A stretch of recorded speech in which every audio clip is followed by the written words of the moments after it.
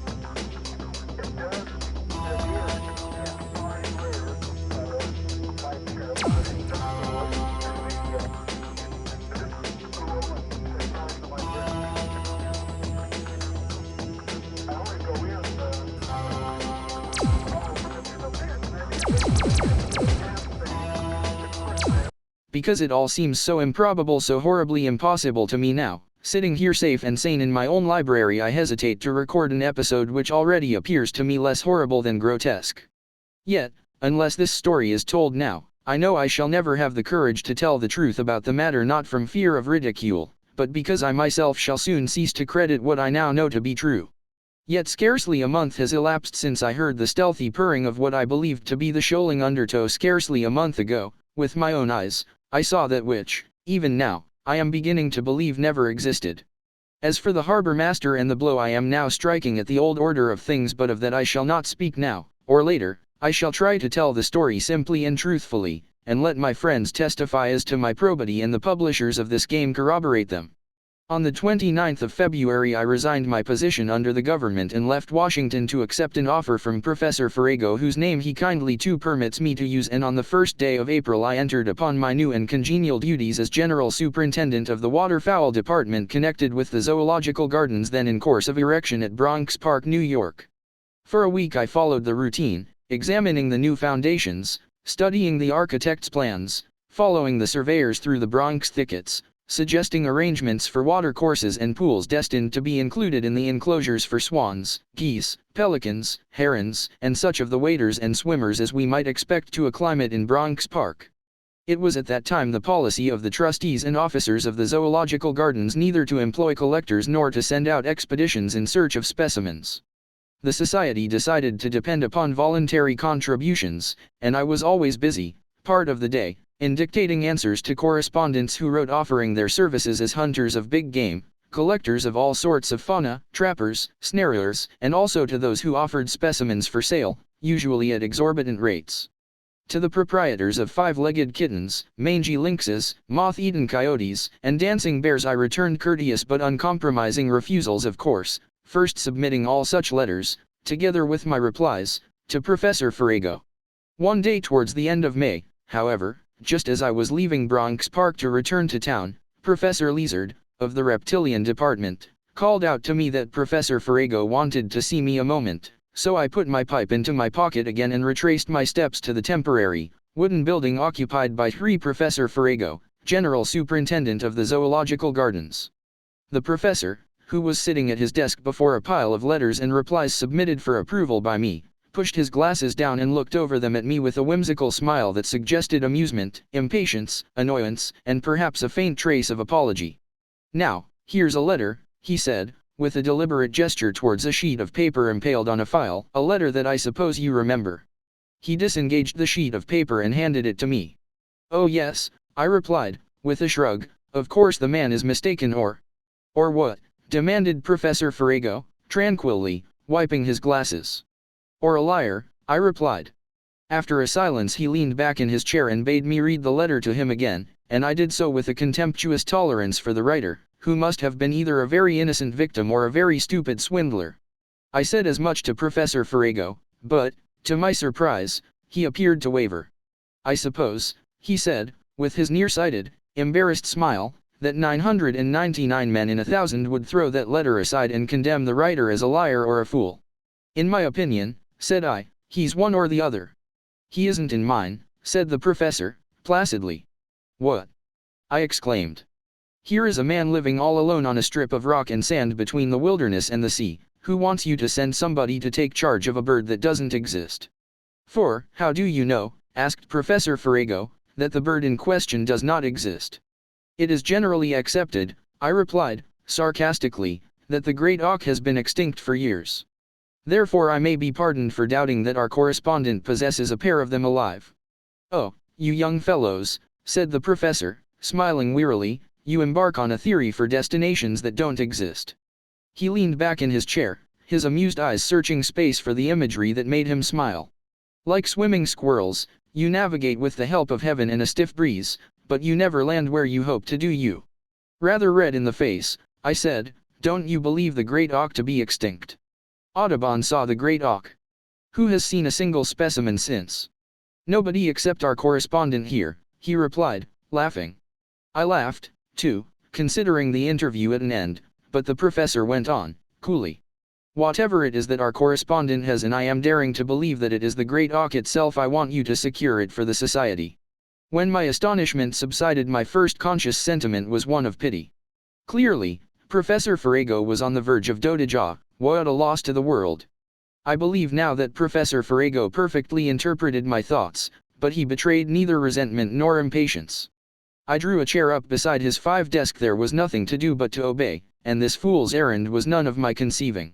Together we made out a list of articles necessary for me and itemized the expenses I might incur, and I set a date for my return, allowing no margin for a successful termination to the expedition. Never mind that, said the professor. What I want you to do is to get those birds here safely. Now, how many men will you take? None, I replied, bluntly. It's a useless expense, unless there is something to bring back. If there is, I'll wire you, you may be sure. Very well, said Professor Farrago, good-humoredly, you shall have all the assistance you may require. Can you leave tonight? The old gentleman was certainly prompt. I nodded, half sulkily, aware of his amusement. So, I said, picking up my hat, I am to start north to find a place called Black Harbor, where there is a man named Halyard who possesses, among other household utensils, 2 extinct great auks. We were both laughing by this time. I asked him why on earth he credited the assertion of a man he had never before heard of. Under the spreading chestnut tree, the village smithy stands. So sang the poet Longfellow of one of our colorful and romantic American industries of olden times, times which we sometimes call the good old days. But just how good were the good old days? The blacksmith of olden times, a mighty man was he. He had to be. He was the steel industry.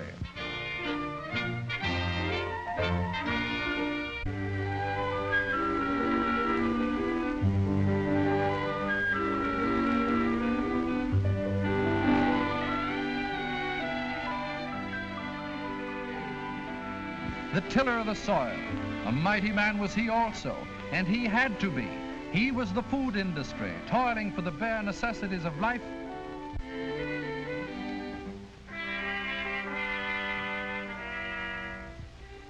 The woman in the home. Not often do you hear her grandchildren sigh for the good old days, not if they really know how she labored from dawn to dark.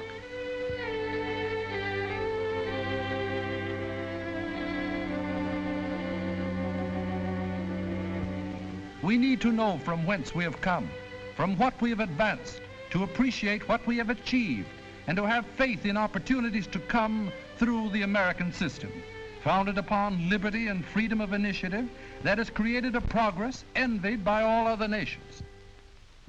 Go back 50, 100 years, And watch this system at work.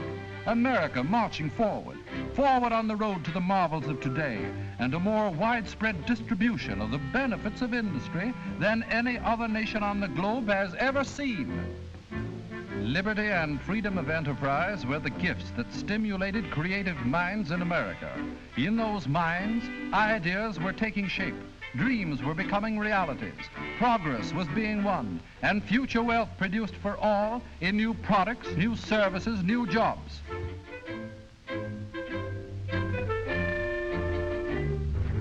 What an inspiration to our forefathers who toiled hard and long, if they could have seen beyond their horizon. But such vision is given to few men.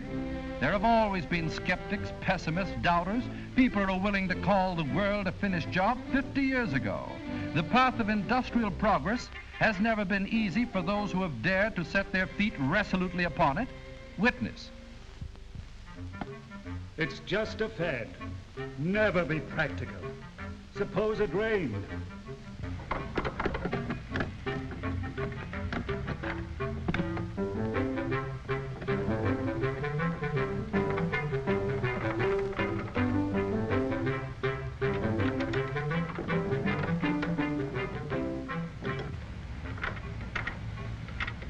She won't run.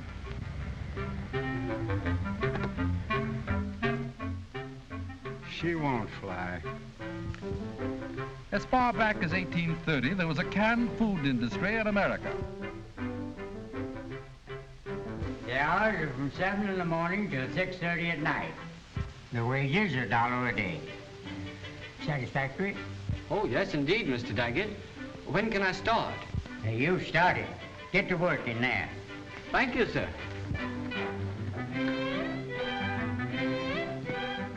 Hang your hat and coat over there.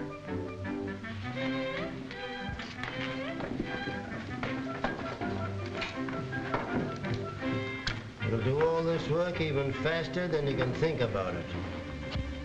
It's a can-making machine. Say, there's no future in this business if machines take our jobs away from us. There's no future anyhow. Who's ever gonna eat canned stuff? Excepting sailors.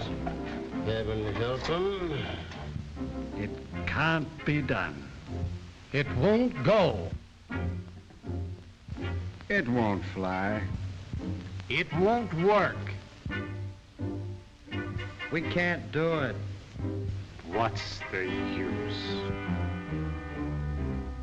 And in spite of the dismal chorus that has ever been with us, America marches forward.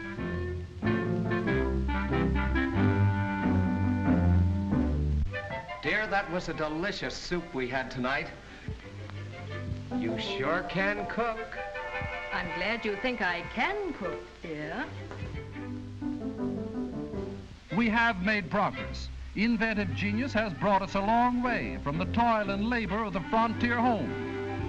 Far from the drudgery with tools that were mere extensions of a man's arms, and from the labors of the blacksmith, whose arms were like iron bands, but whose back ached with the endless drudgery of his daily task.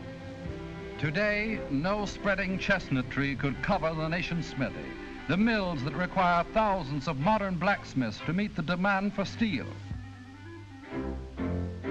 The pioneer's acre of wheat, which demanded of him the last ounce of his strength, now stretches out to far horizons because American ingenuity has harnessed power and made it the servant of man.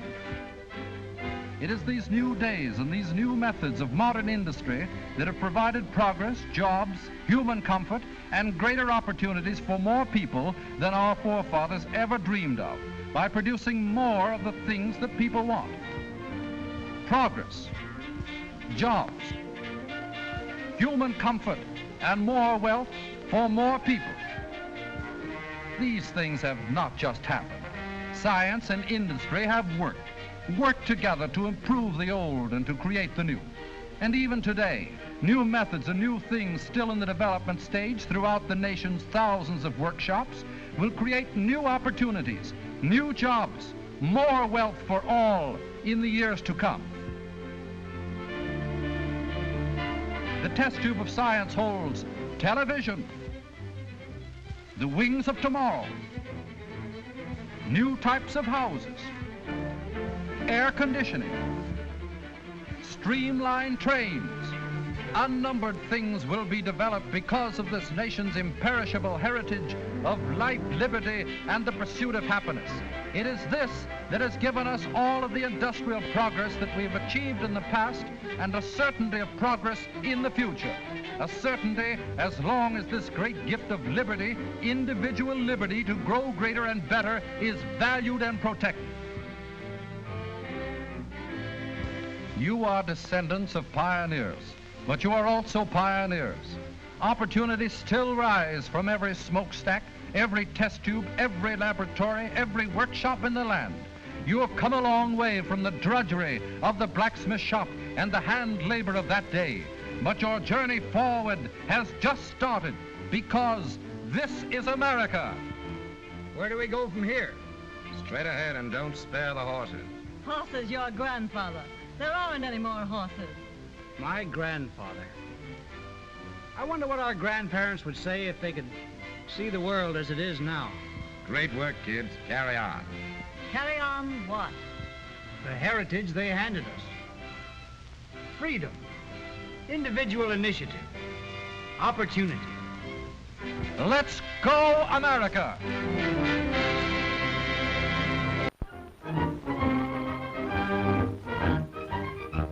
What does a picture of men building a sewer mean to you? Nothing, perhaps, if you live in a community that has an adequate sewage disposal system. But to the people of thousands of cities and towns throughout the United States, sewers are a vital problem. Whole communities have been swept by epidemic diseases directly traceable to an open sewer. Whole families have sickened, yes, and died from disease that started in a cesspool. Many of the plagues and pestilences of the Dark Ages were caused by the inadequate facilities for disposing of waste material. Yet until recently, vast parts of our own country were in the Dark Ages in this respect. That is why more than 5,000 cities and towns are using the opportunity for sanitary improvement offered by WPA to build and repair sewers. The immediate result of the work that these men are doing is apparent in enhanced property values, and its long-term value in preventing disease and saving life is incalculable. None of the work WPA is doing is more practical than these thousands of sewage disposal plants and sewer construction and improvement projects that are in progress throughout the nation.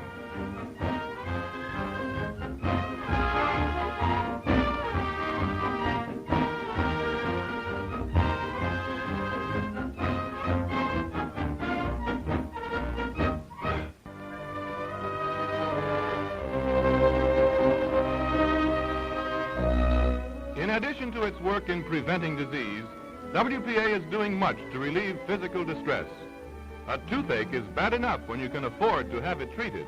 When you can't, it's a disaster. To a child who might otherwise be lame for life, an orthopedic clinic, partly or wholly staffed by WPA workers, is the only means to the priceless gift of health. And these are but two examples of the thousands of such projects that employ professional and white-collar workers. These people are wholly unsuited for physical labor, but they can render a vital and essential service. Through WPA, this service is being brought to millions of people who cannot afford to purchase it. Someone must take care of these children and sick adults too, who cannot afford treatment, although soon they will be able to pay for medical service. Cooperating with private medicine, WPA is providing treatment that may mean life itself, while behind the lines, other WPA workers help the endless fight against disease that is carried on in laboratories. Another important phase of the WPA health program lies in supplying additional or improved hospital facilities. This therapeutic pool is a good example. Medical science has long recognized the value of this underwater treatment for infantile paralysis victims. Heretofore, the treatment has been available in a few noted places, such as Warm Springs, Georgia. But in the entire Midwest state where this pool is located, there were no facilities for this treatment until the pool was built by WPA labor. Today, hundreds of children suffering from this dread disease, who might otherwise face a lifetime on crutches, are winning their way back to health and strength in the tepid waters of this pool.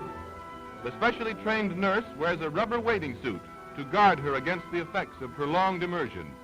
But her little patients need no such protection for their short daily periods of play and exercise in the water. To them, this treatment is just as much fun as healthy children find at the beach or swimming hole. But each period in the water is bringing them closer to the day when they'll return to normal health.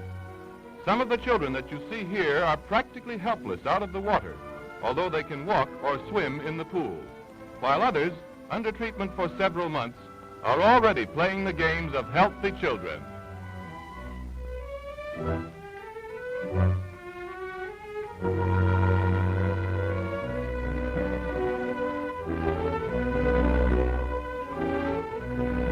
Practically all WPA work is specialized, planned to fit the capabilities of the worker. In aiding those who are handicapped by nature, this planning may be difficult, but even here, practical projects have been developed. For instance, these readers and blind Braille machine operators, both WPA workers, are transcribing the classics into Braille. And to make life more livable for the blind children of one state institution, WPA has built this circular roller skating rink. The path is banked at the turns and graded so that the blind skaters can feel the curves as they approach them. This is a part of a landscaping project that includes marking each bush and shrub in Braille. For those who are too old and infirm for the rigors of more strenuous labor, WPA has provided simple work such as this toy-making project. A pick or shovel would go poorly in these old hands, yet these men are far happier doing something than they would be as objects of charity, spending their days in idleness. And how valuable is their work? That depends on the value of a toy to a child who has none. Perhaps there are some who are hard-hearted enough to call this boondoggling. One type of practical project that employs some handicapped persons is the repair of books. The Depression years brought many schools to the point where several children were forced to share one book. Library service was curtailed because of the lack of funds to buy new books and replace those that were worn out. Today, thousands of these books that have outlived their first usefulness are being repaired and rebound by WPA workers to give many more years of useful service, supplying a drastic educational need. WPA has found another use for books in its library extension projects. Through these traveling libraries, books are carried into small towns or villages, bringing the joy of reading to those whose only library was meager and hard to get.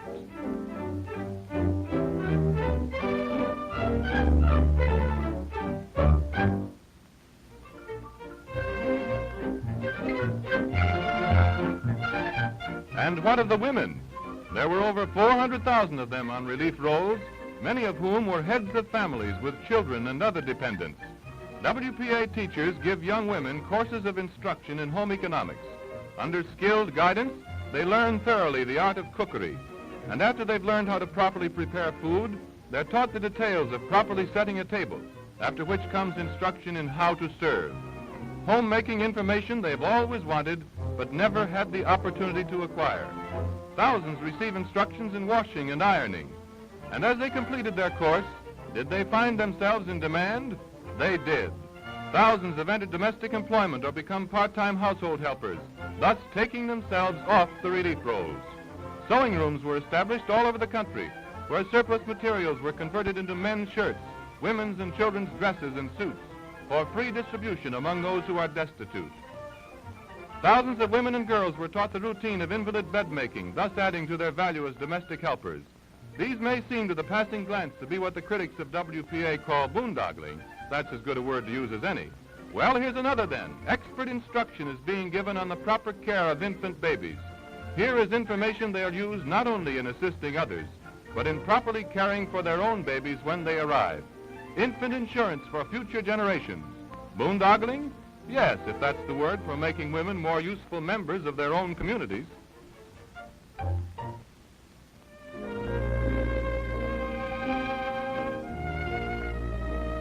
Adults in school, 1,400,000 of them, seizing the opportunity to learn from 40,000 WPA teachers. In many communities, the foreign-born who have not had the opportunity to learn English are learning to read and write. They are also taught the principles of citizenship. Scattered throughout the land are numerous historical shrines, many of which were forgotten or badly run down through neglect and lack of funds. Rebuilding these shrines is important. for they're a firm link with a past well worth remembering.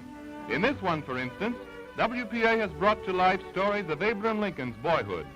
The authentic log cabins in this group are replicas of buildings that served prominently in Lincoln's early life. The grocery store in which he worked is here, as is a replica of Judge Pitchard's library from which Lincoln borrowed law books. This is but one of hundreds of historical landmarks that are being preserved for posterity by WPA workers.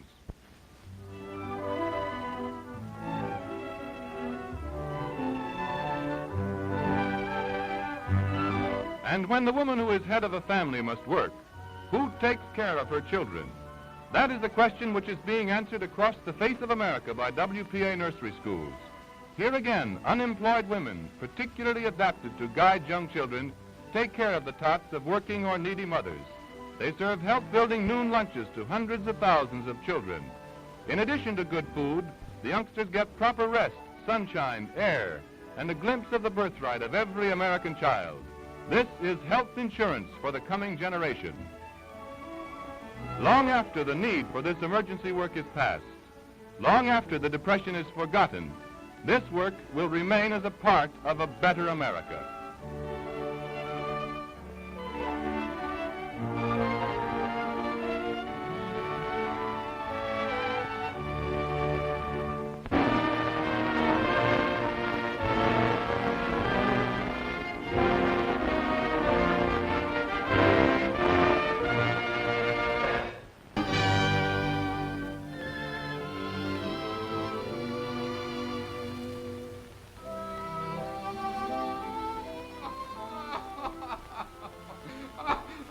There, you see how you contradict yourself.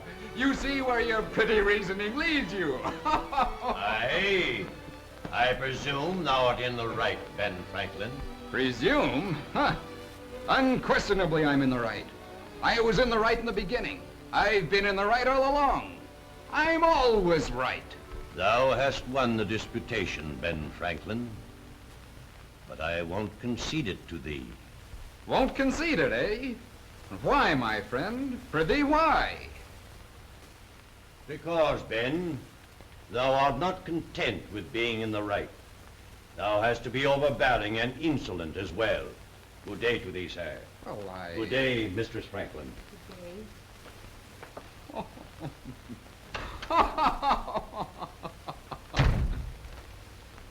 Did you win your argument, Benjamin? What, dear child? I say, did you win the argument with your Quaker friend? Win?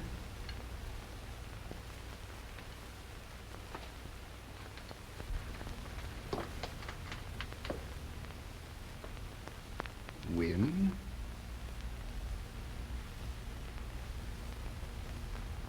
Did I win?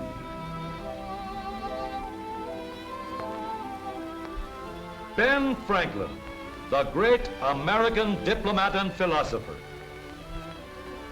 One of the greatest salesmen that ever lived. He began life an inveterate arguer. But when his Quaker friend drove home the awful truth, Ben took it on the chin and asked himself a few questions. He did some powerful thinking, and he came to the conclusion that you don't win arguments by arguing. But what is more important, Ben did something about it. He decided to correct his faults. He determined to change his method of working with people. He formulated some rules to govern his man-to-man relations. Virtue is obtained rather by the use of the ears than of the tongue. Put on the humble inquirer. Argument is productive of disgusts and perhaps enmities. In answering an opinion, observe that in certain cases, the opinion would be right. Forbear all direct contradictions to the sentiments of others and all positive assertions. Lose no time, but let each part of your business have its time. They are simple, these rules, but they helped make possible Ben's long and illustrious career of selling America. They helped make Ben one of the most effective salesmen of all time. Now, Ben wasn't what we would call a natural-born salesman. But by applying these rules, he sold the people of Pennsylvania his ideas for clean streets. People weren't attracted to Ben, just the opposite, in fact. But despite this, he sold his ideas for a volunteer fire department and a public library.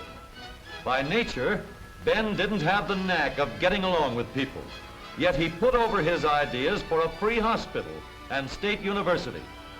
Ben was a poor speaker, but he carried his points.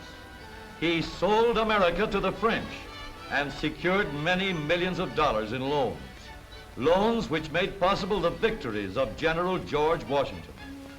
As an old man, Ben went to the Constitutional Convention and sold America on signing the supreme law of the land. Selling America wasn't a hit or miss proposition with Ben. It all came down to the simple rules he established for himself early in life, and which he applied throughout the length and breadth of his long selling career.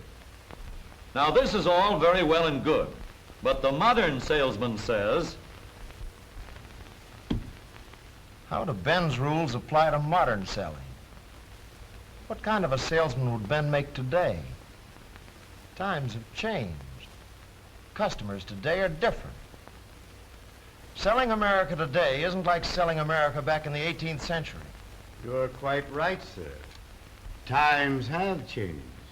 The modern customer is different. In dress, in manner of living. The modern tempo is faster. You are quite right, sir.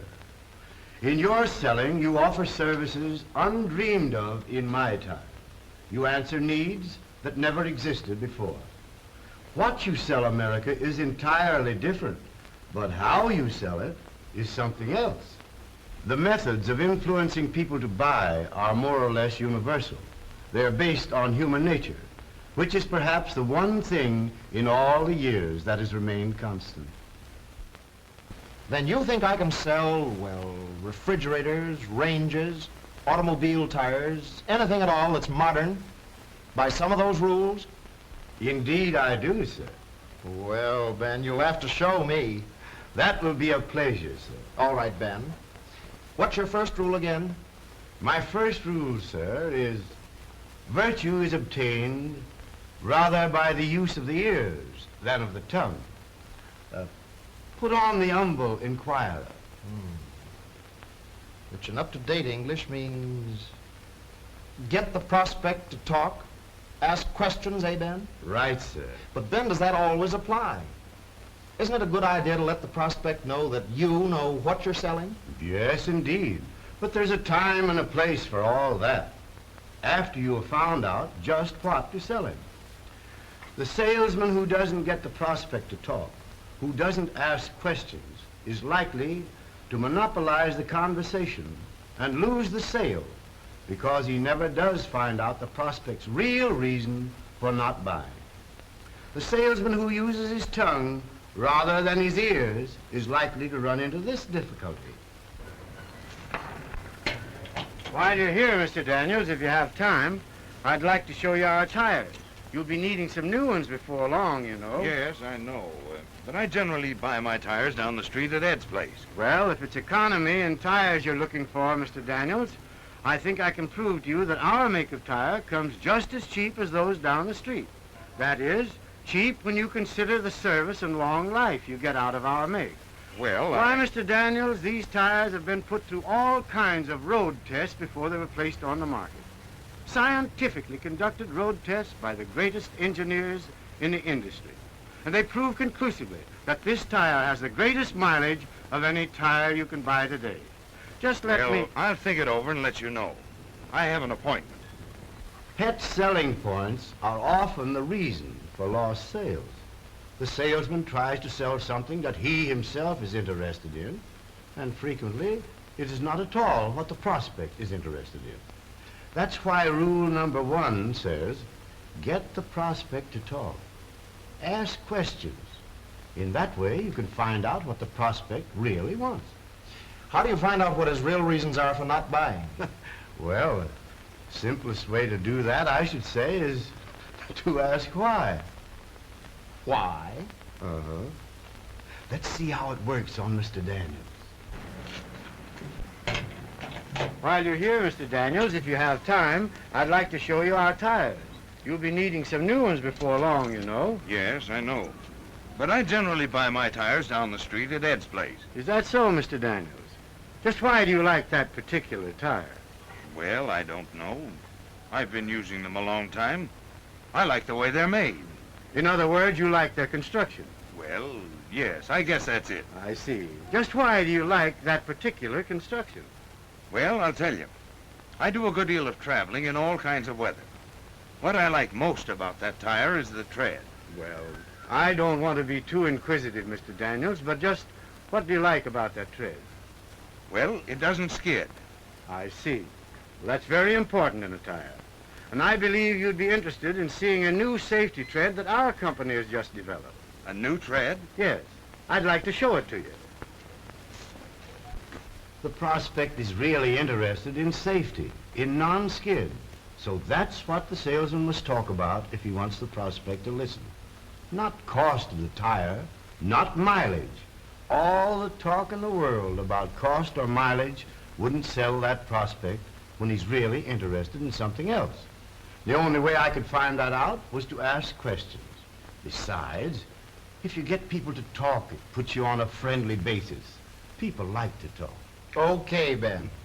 What's your second rule? My second rule is arguments are productive of disgust and perhaps enmities. Persons of good sense seldom fall into them.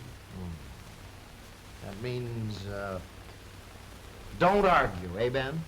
Right. Well, yes, Ben, but isn't it true that there are some people that you just can't help arguing with? Well, I know the kinds you mean, but woe to the salesman who gets into debate with them.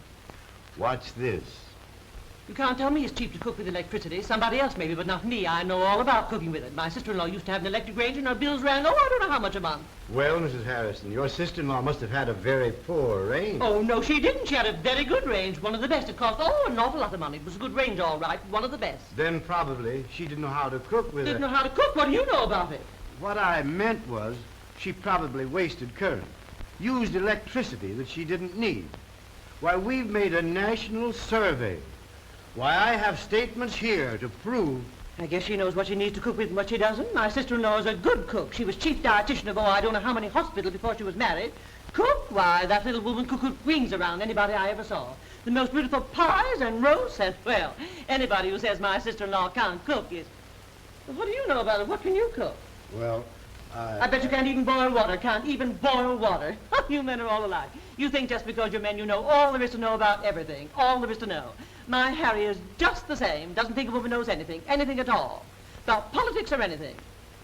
Well, I want to tell you the woman in this country counts for something in the government, whether you... And if you do get into an argument, there's no telling where it will lead you.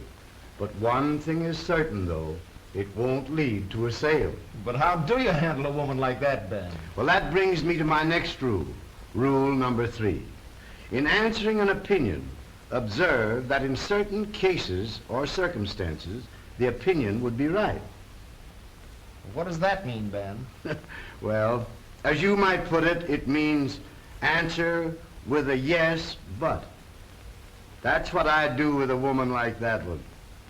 You can't tell me it's cheap to cook with electricity. Somebody else maybe, but not me. I know all about cooking with it.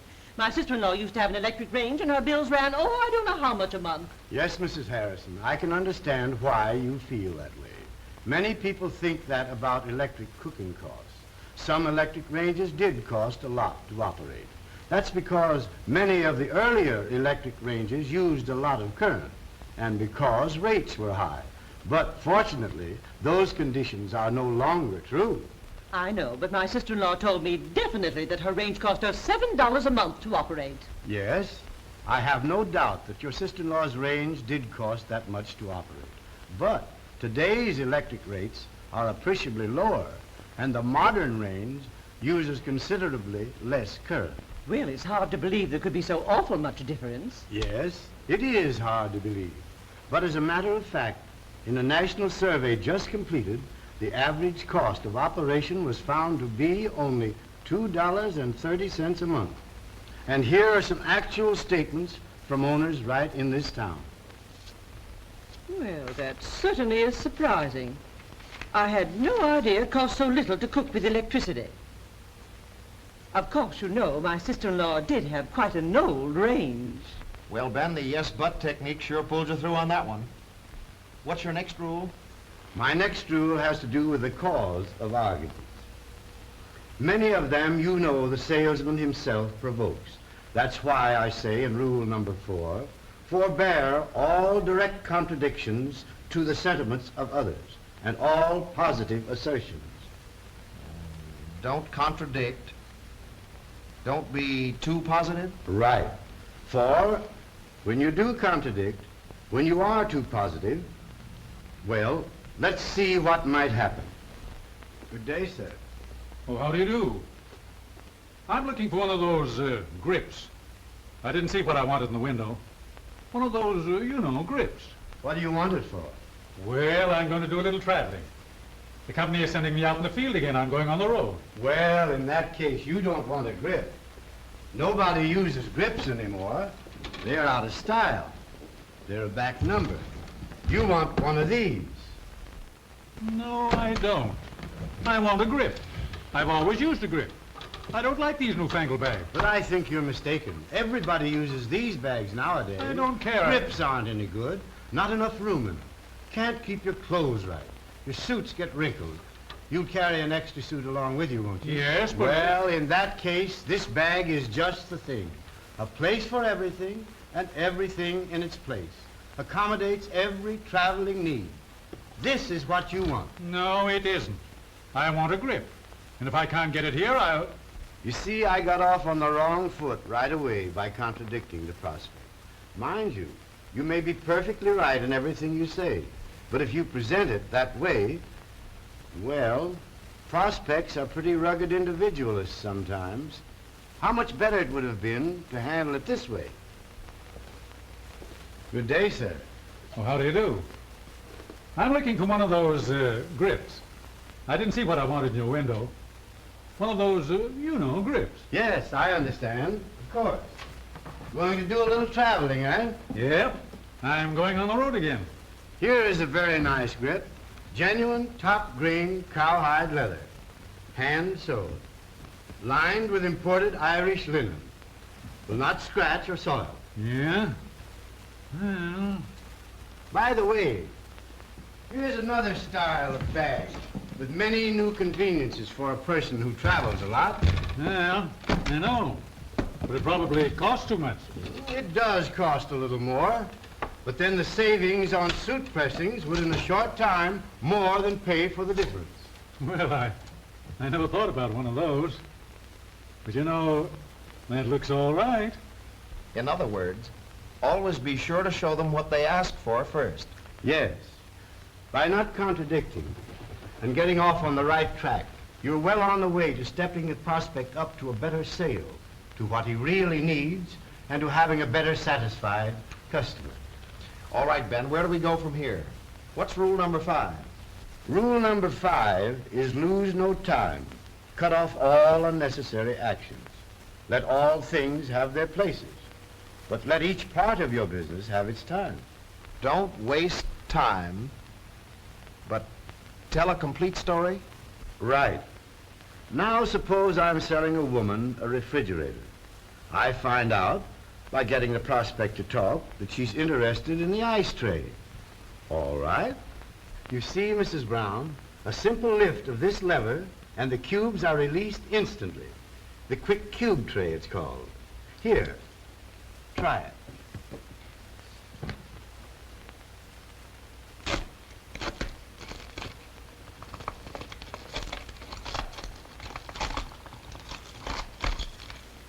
Isn't it easy? Just a minute, Ben. You find out what the prospect is interested in by getting her to talk. But after you've sold her on that, what do you do then, Ben? Whip out the order book and go after the old signature? No, I don't do that. Oh, I give her an opportunity to buy, sure. But usually, if you do it too early in the sale, you'll find she'll hedge on you. Why? Because she's busy thinking up other things she's interested in. What are you driving at, Ben? Just this. I must tell a complete story. Not only must I sell her on the things she told me she was interested in, but I must sell her on the other things she's interested in that she didn't tell me about. Maybe she didn't even think about. If I'm a smart salesman, I anticipate these things. Consider the savings.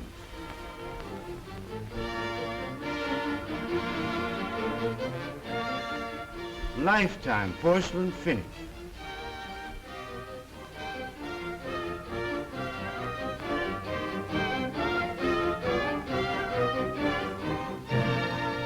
No tugging, no hacking, no prying. Extra cold storage for ice cubes and meat. Full width sliding shelves.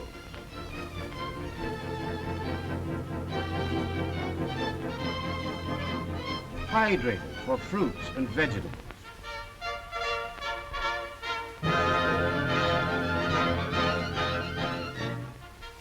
Nine-way adjustable interior.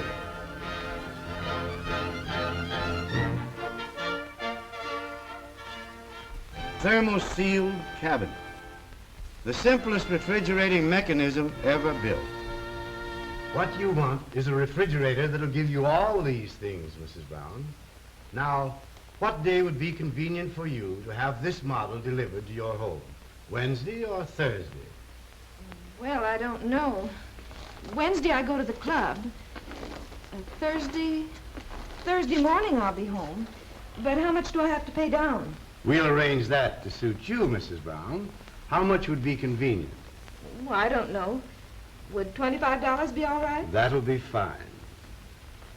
Now, if you'll just okay this order, Mrs. Brown, we'll have it out to your house Thursday morning. And thank you very much.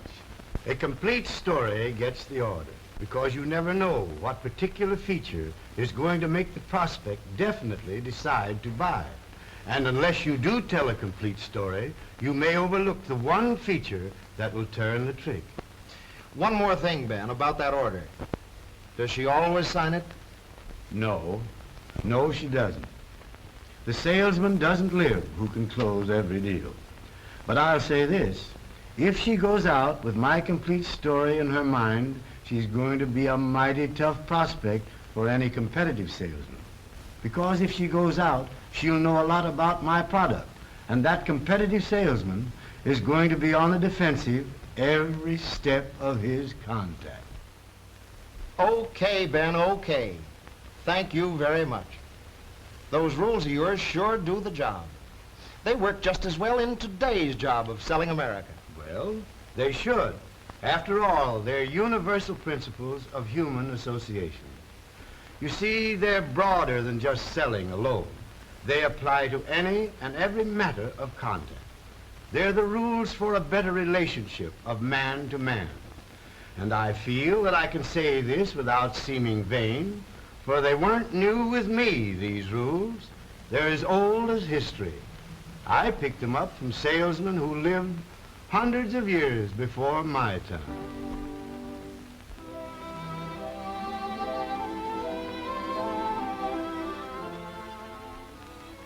Get the prospect to talk. Ask questions.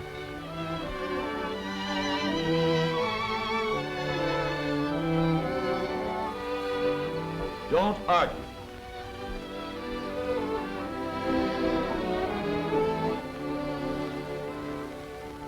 Answer with a yes, but.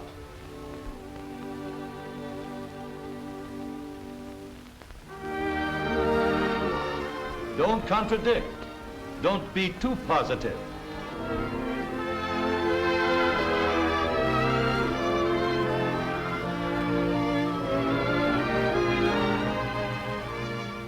Don't waste time, but tell a complete story. Use these 5 rules every day, in every contact, and you can sell America.